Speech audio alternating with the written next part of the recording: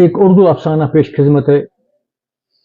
اس کا بنیادی مقصد جو ایڈس کی بیماری ہمارے سماج میں، اس پہ میں نے اس پہ اس کا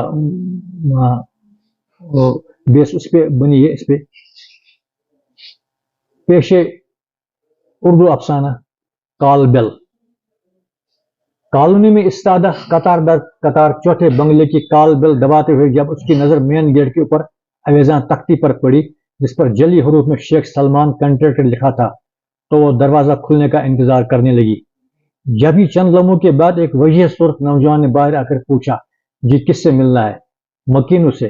اس نے دھیمی آواز میں جواب دیا اور رٹے رٹائے الفاظ خود بخود اس کی زبان پر آ گئے. بابو جی، قسمت کی ماری ہوں.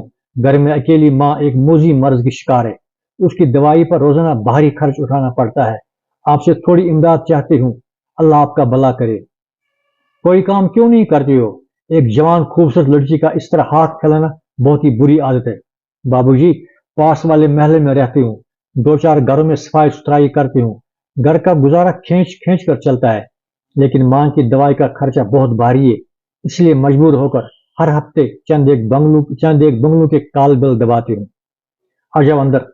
نہیں بابو جی، اندر آنے کی ہمت نہیں. گھبرا مت، بھروسہ رکھو. بابو جی، بھروسے والے ہی تو دل دکھاتے ہیں. آزما کے دیکھو، اندر آ جاؤ.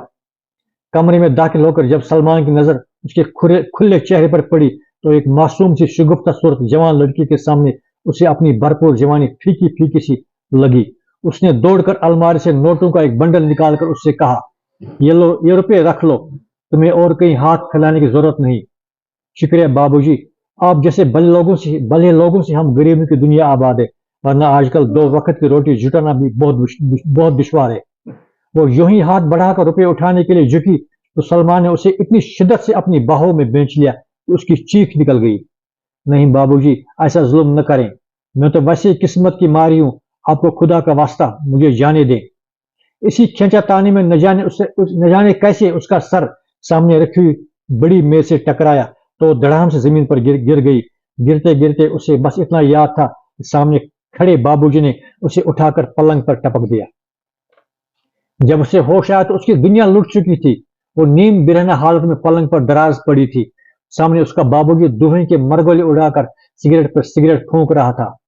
اس نے اپنے کپڑے درست کیے اور سر جھکائے کمرے سے باہر نکلنے سے پہلے وہ واپس مڑی کیونکہ سلمان نے روپیوں کا بنڈل اس کی طرف پھینک کر آواز لگائی، یہ روپے اٹھانا بھول گئی ہو؟ تمہاری ماں کی دوائی خریدنے میں مہینوں کام آئیں گے. نہیں بابو جی، اب ان روپیوں کی ہم سے زیادہ اشد ضرورت آپ کو ہے. روتے روتے اس کی ہچکی بند گئی. مجھے ضرورت ہے کس لیے؟ دوائی کے لیے. اس نے روحن سی آواز میں اپنی بات جاری رکھتے ہوئے کہا، کیونکہ میں HIV پازیٹیو ہوں.